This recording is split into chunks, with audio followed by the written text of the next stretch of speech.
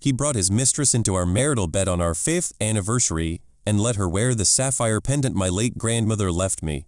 I didn't cry. I took action. 72 hours later, his pristine reputation, his untouchable trust fund, and his perfectly curated life completely collapsed, and he never saw it coming. Mark lived his entire life wrapped in bubble wrap, funded by his mother, Eleanor. He was the golden child of the Sterling family, a local dynasty of real estate developers who treated the rest of the world like an inconveniencing puddle they had to step over. When we met, he played the rebel. He told me he hated their elitism. He told me I was his escape, the grounding force in his chaotic, high-pressure world. It's a beautiful lie, the idea that your love anchors a tortured soul. For the first 3 years, it was subtle. A comment here about how my clothes were a bit too working class for the country club. A suggestion there that I should speak less during dinners with his partners. Then came the gaslighting. It didn't start with massive betrayals. It started with my keys. I'd leave my keys on the console table by the front door. Suddenly they'd be sitting on the kitchen island, or buried in my coat pocket. "You're so scatterbrained lately, Sarah," he'd say, chuckling softly as he handed them to me. "You really need to start getting more sleep. You're getting paranoid." Then it escalated to money. A charge for $800 at a boutique downtown appeared on our joint statement. When I asked him about it, his face contorted into that exact mask of disappointed pity he had perfected over the years. "Sarah, I told you I was buying client gifts. We talked about this on Tuesday. Are you okay? You've been so forgetful lately. It's honestly starting to worry me." I hadn't forgotten. We never had that conversation. But he said it with such absolute, unwavering conviction that I actually began to doubt my own reality. That is the true danger of covert narcissists. They don't just lie to you. They alter your perception of gravity.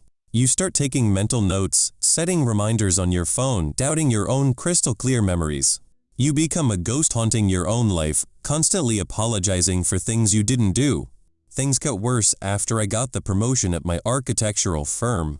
I was pulling longer hours, designing larger projects, and making real money that didn't come from the Sterling family trust.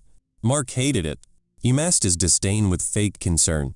"You're working yourself into a breakdown, Sarah," he would say, pouring himself a heavy pour of scotch from the crystal decanter his mother bought us. "You're stressed. You're imagining things." I was imagining the faint smell of vanilla and sandalwood on his dress shirts. I was imagining the way he tilted his phone screen away from me whenever we sat together on the couch. I was imagining the long blonde hairs I found clinging to the passenger seat of his Audi, a car I wasn't allowed to drive because I was deemed too distracted these days. Eleanor, his mother, was worse. She treated my very existence as a clerical error her son had yet to correct. During our mandatory Sunday dinners at her sprawling estate, she would make a grand show of asking Mark about his female colleagues, deliberately and surgically excluding me from tea conversation. "Mark needs a woman who understands the crushing demands of his legacy," she would sigh, sipping her Pinot Noir while looking straight through me. And Mark? Mark would just squeeze my hand under the heavy mahogany table and whisper, "She's just old-fashioned, babe. Keep the peace." Keeping the peace. That phrase is a trap. Keeping the peace is just a polite name for slow self-destruction. Every time I swallowed an insult, every time I accepted a gaslighting lie just to avoid a screaming match, I wasn't keeping the peace. I was financing his war against my sanity. The breaking point wasn't an argument. It was a necklace. My grandmother's sapphire pendant. It was the only thing of real, tangible value I owned before I met Mark, both emotionally and financially. I kept it safe in a dark velvet box hidden in the back of my vanity. One Tuesday afternoon, it was gone. I tore the bedroom apart. I emptied drawers. I panicked. When Mark came home from the office, I was in tears on the floor, convinced someone had broken in or that I had somehow inexplicably lost it in my scatterbrained state. Mark knelt down and held me. He actually held me, stroking my hair, his voice dripping with condescending sympathy. "Sarah, I told you that you were losing your grip. You probably misplaced it somewhere and forgot. This paranoia is getting entirely out of hand. I think you really need to see a therapist. I'll pay for it." Let me pause here, because this is the mechanism that breaks people, and you need to understand exactly how it works. There is a massive, fundamental difference between guilt and shame. Guilt is the feeling that you did something wrong. It is tied directly to a specific action. But shame? Shame is the feeling that you are wrong. It is a slow-acting poison injected directly into your identity. Narcissistic family systems, exactly like the one Mark and his mother operated, survive by weaponizing your empathy and replacing your natural guilt with their manufactured shame. They don't just want you to apologize for misplacing a piece of jewelry. They want you to believe that you are fundamentally broken, intellectually defective, and entirely incapable of managing your own reality. They manufacture situations where you fail, and then they enthusiastically play the benevolent savior, comforting you in the direct aftermath of the crisis they themselves created. They feed on your confusion, because as long as you are drowning in shame, as long as you are frantically questioning your own sanity, you will never have the clarity or the strength to question them. But what I didn't tell him as he patted my head and called me paranoid was that I hadn't been tearing the room apart looking for the necklace. I had been tearing the ceiling apart to install a motion-activated camera inside the air vent. And what that camera captured 72 hours later didn't just validate my suspicions, it handed me the exact legal blueprint I needed to systematically dismantle his entire catered existence. What I've told you so far is how they broke me down. What comes next is how I built back differently and lethally. I didn't watch the hidden camera footage at home. I sat in my locked car in the parking garage of my architectural firm, staring at my phone screen as the motion-activated clips slowly loaded. The timestamp was 2:14 p.m. on a Tuesday. Mark had explicitly told me he was locked in a grueling, multi-hour zoning board meeting downtown. Instead, the grayscale night vision of my own bedroom showed him walking through the door with a tall blonde in a tailored trench coat. I watched them open a bottle of my expensive vintage wine. I watched them laugh, tumbling onto the sheets I washed every Sunday. And then, I watched her wander over to my vanity. She opened the dark velvet box. She held up my grandmother's sapphire pendant, admiring it in the mirror. Mark walked up behind her, kissed the side of her neck, and actually clasped the heirloom around her throat. My blood ran cold. I didn't cry. I took action. The old Sarah, the one drowning in manufactured shame, would have stormed into the house right then, screaming and throwing things. She would have demanded answers and begged for the truth. But in that driver's seat, staring at the digital evidence of my own gaslighting, that fragile version of me permanently died. I let out a short, humorless laugh. The utter audacity of this man. He had systematically convinced me I was losing my mind, just so he could play dress up with his mistress using my dead grandmother's jewelry. I turned off the engine. I went back up to my office. And I began to dig. The emotional temperature in my body dropped to absolute zero. I stopped feeling and started calculating. I knew Mark's phone passcode. He used the same 6 digits for everything because his narcissism made him lazy. He never believed anyone would dare check up on him. That night, while he slept soundly next to me, breathing in the scent of his own entitlement, I mirrored his phone to my encrypted tablet. I exported 7 years of WhatsApp backups directly to an external hard drive. I found the mistress immediately. Her name was Chloe. She was a 24-year-old junior associate at a rival real estate firm. But the texts weren't just about cheap hotel rooms, stolen afternoons, and stolen jewelry. They were about money. I thought the infidelity was the ultimate, unforgivable betrayal. But the financial rot I uncovered over the next 72 hours made the cheating look like a trivial footnote. Mark, the untouchable golden child, heir to the sterling real estate throne, was catastrophically broke. He had developed a massive, unregulated options trading addiction 3 years prior. He had blown through his own liquid assets. He had secretly drained our joint savings account, replacing the funds with a high-interest personal loan that he meticulously hid from the monthly mail. But worst of all, he was heavily embezzling from a leaner's company. He had set up a dummy LLC, registered legally under Chloe's name, and was funneling exorbitant consulting fees from Sterling Developments directly into her offshore accounts. He structured it as a Delaware shell company, assuming the standard corporate anonymity would protect him. But he made one fatal, arrogant mistake. He used our marital home's IP address to register the corporate filings, and he paid the state registration fees using a credit card tied to our joint account.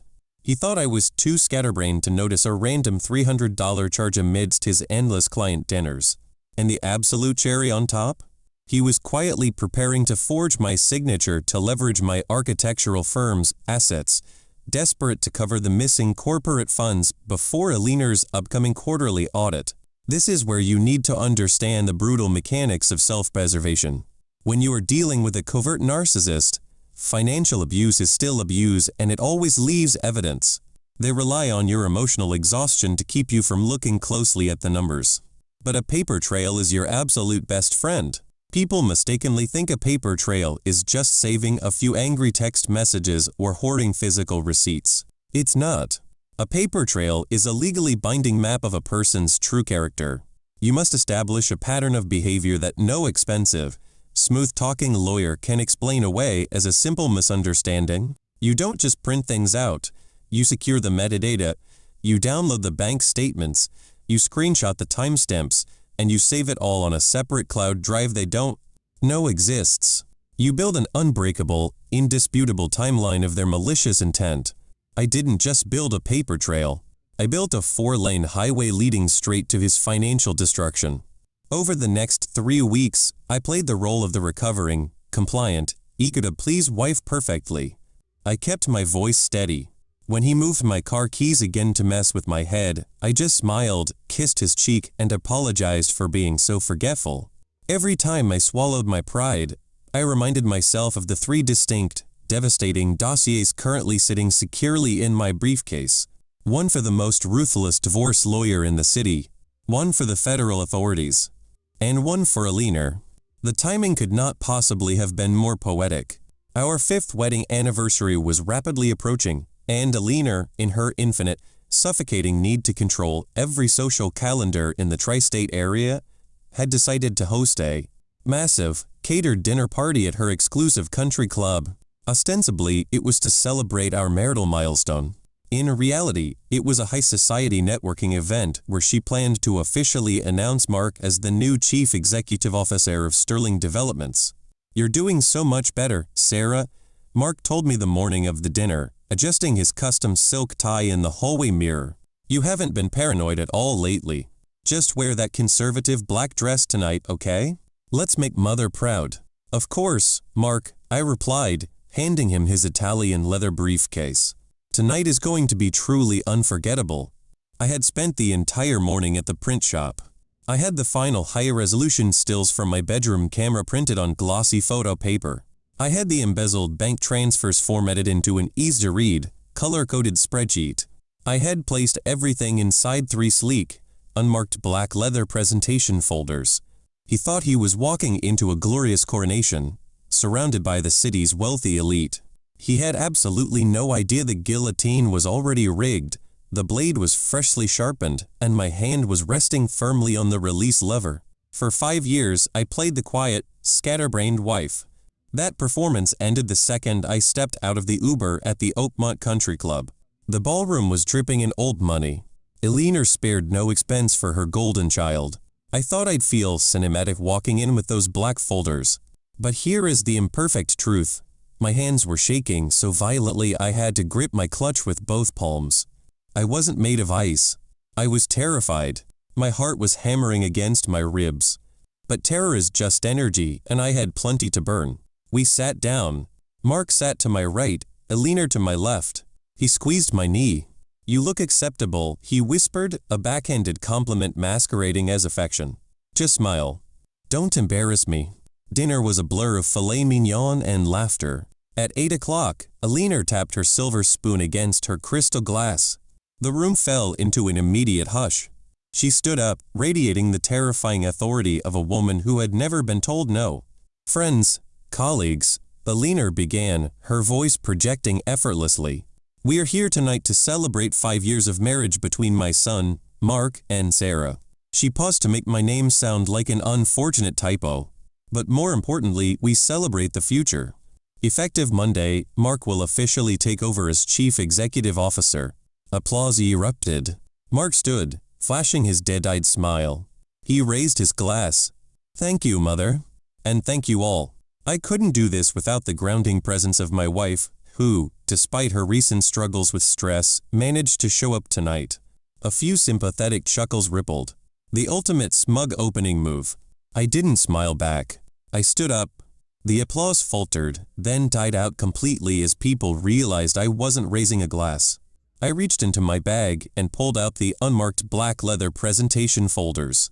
I brought gifts, I said. I kept my voice steady. The terror was gone, replaced by cold, surgical clarity.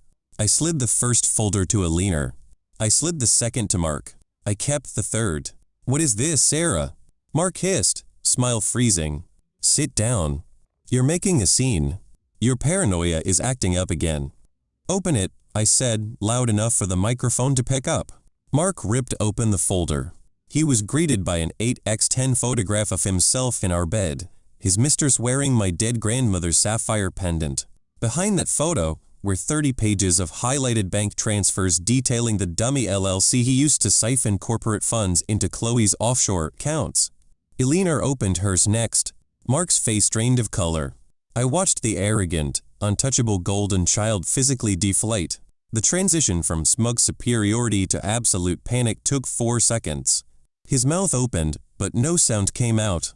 He looked at the photo, then the bank statements, his eyes darting frantically across the incontrovertible proof of his financial treason.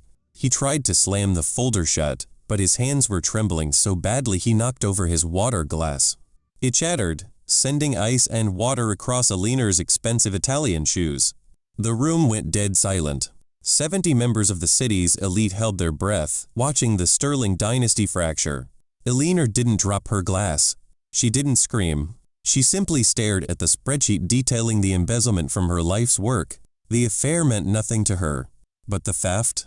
The theft was unforgivable. She slowly turned her head and looked at Mark. It was the look of a predator realizing its cub had been stealing from the kill. "Sarah, this is fake," Mark stammered, his voice cracking. He pointed a shaking finger at me. "She made this up. She's crazy. I told you all, she was losing her mind. It's all a fabricated, paranoid delusion." "The IP address matches our home router, Mark," I replied evenly, staring into his eyes. "And the state filing fees were paid with your platinum card. The metadata is printed clearly on page 4.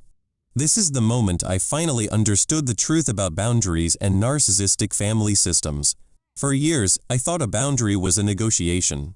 I thought if I just explained my pain clearly enough, he would eventually respect it. But you cannot reason with someone who actively benefits from misunderstanding you. Boundaries are not requests for better treatment. Boundaries are a crystal clear description of what you will and will not accept, accompanied by an absolute willingness to walk away. Enforcing them is not an act of cruelty, it is the ultimate act of clarity and self-preservation. People who scream the loudest about loyalty are almost always the ones who have done the absolute least to actually earn it. Mark didn't want a partner, he wanted a complicit hostage. And the moment I stopped prioritizing his comfort over my reality, his entire illusion shattered. Alina slowly stood up. She didn't look at me. She kept her eyes locked on her son. "My office. Tomorrow, 8 a.m. Bring your lawyer," she said, her voice dropping to a venomous whisper. She turned on her heel and walked out, leaving her golden child completely exposed. Mark lunged toward me. "You bitch," he snarled, the polished charm evaporating, revealing the desperate coward underneath. "You ruined my life. I'll destroy you in court. I'll take everything." I looked at him. I didn't feel anger. I just felt tired. "You don't have anything left to take, Mark," I said. "And my lawyer already filed the paperwork at 4:59 p.m. today. You'll be served before you even make it to your mother's office tomorrow." I turned and walked toward the exit, my heels clicking rhythmically as the crowd parted like the Red Sea. I thought the worst was over. I thought exposing him in front of the people he worshipped was the final chapter. But I severely underestimated just how far a cornered, publicly humiliated narcissist will go when they realize they have absolutely nothing left to lose. Walking out of that room felt like victory. But the next 72 hours taught me what victory actually costs when you corner a narcissist who has absolutely nothing left to lose. They don't collapse quietly.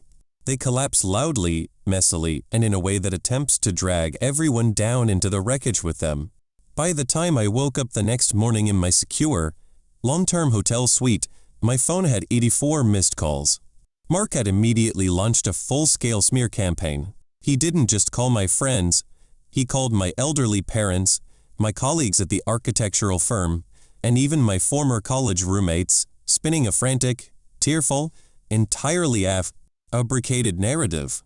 He told them I had suffered a complete psychotic break, that I had forged financial documents in a paranoid frenzy, and that he was desperately trying to get me psychiatric help before I destroyed myself. It was a masterful, terrifying performance. And honestly, a few years ago, it might have actually worked. But he didn't realize the paper trail I meticulously built had already been securely forwarded to everyone who mattered. At 8 in the morning, Mark walked into his mother's office for the meeting she had demanded. I wasn't there, but my lawyer was. Eleanor didn't yell. She didn't cry.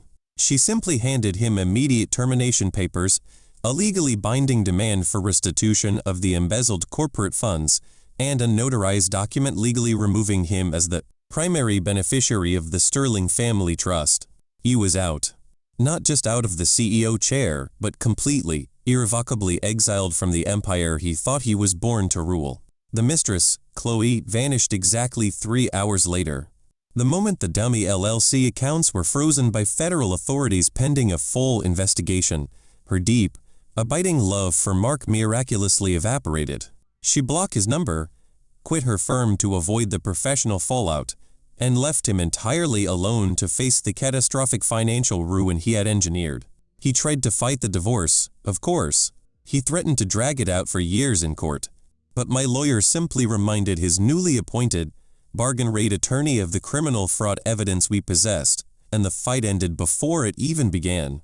He signed the papers giving me exactly what I asked for: the house, my full retirement accounts, and a clean, absolute break. I wish I could tell you that signing the final divorce decree was a moment of pure, cinematic triumph.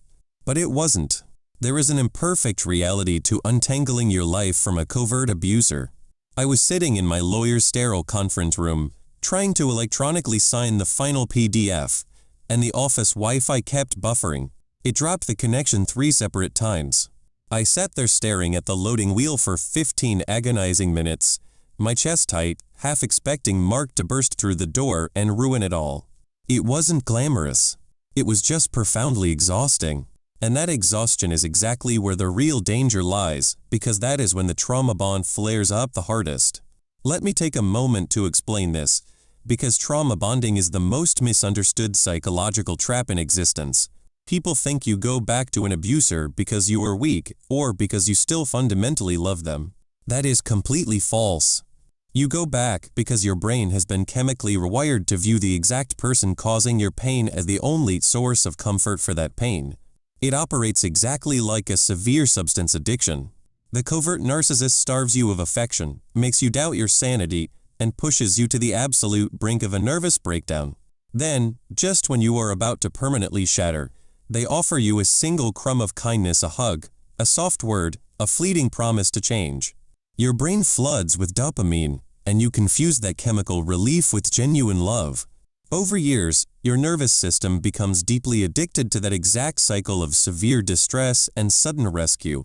When I sat in that hotel room, knowing Mark was losing everything, knowing he was sleeping on a cheap mattress in a studio apartment facing federal charges, a sick, twisted part of me actually felt sorry for him. I had the sudden, overwhelming urge to call him, to fix it, to be the bigger person and offer him a lifeline. That is why going no contact is not a dramatic punishment to inflict on someone else. It is a medical decision for yourself. It is the necessary, painful withdrawal period from a deeply toxic substance. You have to treat their absence the same way a recovering addict treats a locked door. You don't negotiate with it. You don't test it. You just keep walking in the opposite direction until your nervous system finally remembers what actual, sustainable peace feels like. It has been 14 months since that dinner at the Oakmont Country Club. I sold the marital house to a lovely young couple and bought a mid-century modern loft downtown with exposed brick and giant windows. I kept my grandmother's sapphire pendant. It was returned to me by Leaner's legal team in a cold, unmarked manila envelope. I wear it now, not as a memory of the painful past, but as a heavy reminder of what it costs to protect the future. I don't look over my shoulder anymore. I don't constantly check my pockets for missing keys. I don't ever apologize for things I didn't do. Mark is currently facing 3 counts of corporate fraud, fighting to keep himself out of a federal penitentiary, entirely funded by his own rapidly depleting savings. Eleanor never spoke to me again, and I hear she spends her days trying to groom her young nephew to take over the Sterling Empire. They are trapped in their own miserable, cyclical performance, playing the exact same roles in a tragedy they wrote themselves. I didn't try to change them. I didn't try to heal them. I just packed my bags, gathered my evidence, and legally removed myself from their blast radius. Leaving quietly, legally, and permanently is the most powerful thing you can ever do to a system that demands your destruction. So what do you think? Did I go too far or not far enough? Let me know in the comments below.